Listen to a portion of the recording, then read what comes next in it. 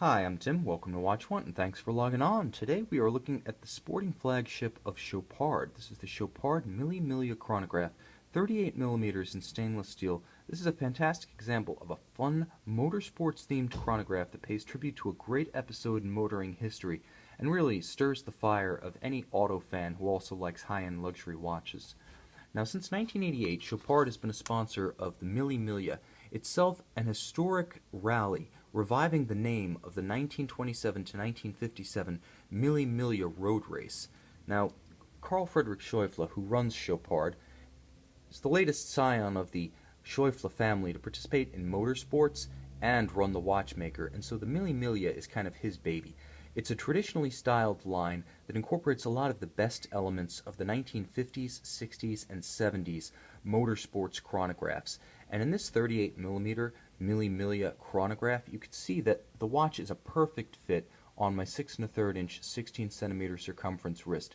It has a nice traditional round case with a slightly convex case back that allows it to nestle low on the wrist. It's only 12.5 millimeters thick, and the nice thing about it is it rides even lower on the wrist once you secure the strap. The lugs are very spare. While they do have a straight cut to them that recalls the chronographs of the early 1960s, late 1950s, they are very minimal, and you can see this watch being a nice modest 38 millimeters in diameter, kind of splits the difference between a dress watch and a sports watch, as a lot of those mid-century golden era chronographs did. It recalls watches like the pre-Daytonas and the early Daytonas from the Rolex line, or the Heuer Carreras. It's a fantastic feel because being lightweight with a very supple, natural vulcanized rubber strap, it nestles easily on the wrist. And this strap is a highlight. First of all, it's smooth. It's got a great, slightly grained texture on the bottom that feels almost silky against the wrist. And on the top, it has that characteristic Chopard Mille Miglia tire track pattern. It's subtle. It's not the kind of thing you notice at a distance. It doesn't scream car co-branding. But what it does achieve is to visually break up the expanse of the rubber, something a lot of companies that employ vulcanized rubber straps fail to achieve. This adds texture, it articulates the strap, it adds visual interest, and it's a great tribute to the inspiration behind the watch itself. Now, the dial of the watch, again, has a bit of a vintage vibe to it. As we move in from the case flanks, full polish, you see a stepped bezel allows the watch to read as a little bit larger than it is. Although 38 millimeters and 38 millimeters as of 2015 is fully back in style. It was back in style at the Salon International in Geneva in January. It was back in style at Basel World in March and April. The watch does read as about a 40 or even a 41 because it seems to have so much more mass and muscle and shoulder thanks to that stepped bezel that leads into a sapphire crystal and a dished concave tachometer scale rehaut that slopes down to a matte black dial featuring traditional high contrast white Arabic numerals. Now, there is a lot going on this dial, but Chopard does a very nice job of integrating it artfully, legibly, effectively, and traditionally. Now, you can see the contrasting elements are lume. So when this watch is in the dark, it glows brightly.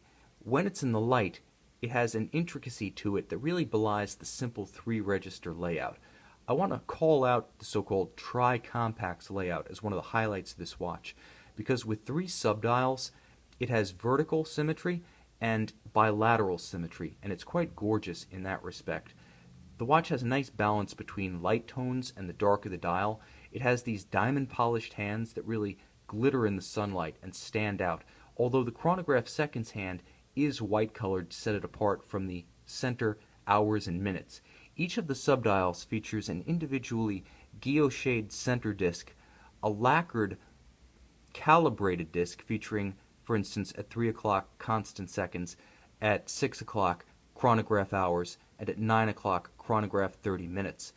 And then it features a very subtle metal chapter ring on the inner and outer portion of that white ring featuring the calibrations. So as you get closer to this dial, you notice more and more. It's very nicely detailed. And I also have to call out Chopard for its discreet use of its corporate marquee at 12 o'clock. That's an element that seems to be getting bigger and bigger with modern sports watches. Even on Patek Philippe's, the corporate marquee has become just a little bit overbearing and outscale in proportion to the dial, and Chopard keeps it nice and discreet, barely larger than the sign Genève, and automatic. Well done, thoughtful, and unusual in this day and age of super graphics. Now right here at 4:30 you do have a jump date window, so in terms of complications, this watch is water resistant to 5 ATM, it has an automatic winding system, it has a jump date, it has a chronograph. You've got pretty much everything you'll ever need in one reference. And being that it's a combination of stainless steel, white metal with a black strap and a black dial, the color palette itself is extremely versatile, with just enough shocks or accents of red to elicit a bit of a lively character from it. Now you turn the watch over and you can see this is a Chopard movement based on the ETA 2894 modular automatic chronograph. You can see everything about it is nicely finished with perlage patterns on the bridges and linear Côte de Genève on the winding rotor. Now this is a 42-hour power reserve and what's known as a vertical clutch chronograph. So when you start and stop the chronograph itself, there is no stagger when you stop the chronograph seconds hand, and you can see it restarts without jumping forward. So I'll show you that again once it passes the minute hand. But it stops without stagger and it restarts without jumping.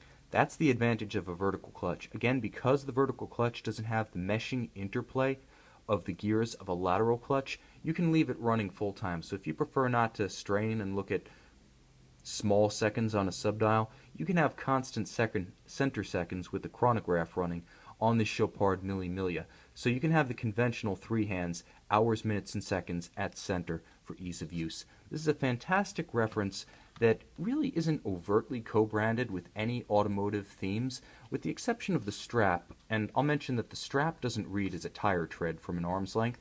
It's the kind of thing you have to get up close to really notice. The watch is quite discreet, classically styled, and it is evocative of that wonderful mid-century heyday of the motorsports chronograph. It's the kind of thing you can imagine on Carroll Shelby's wrist at the 1959 24 Hours of Le Mans, or for that matter when he was running the Terlingua racing team, running the GT40s in the mid-60s. It's evocative and yet it's contemporary. It has good size, it has a versatile color palette, a durable, thin and fine automatic caliber, and it is, to this day, the flagship of the Chopard sports watch line. The Chopard Mille Miglia is essentially, I would say, the face of Chopard sports watches today.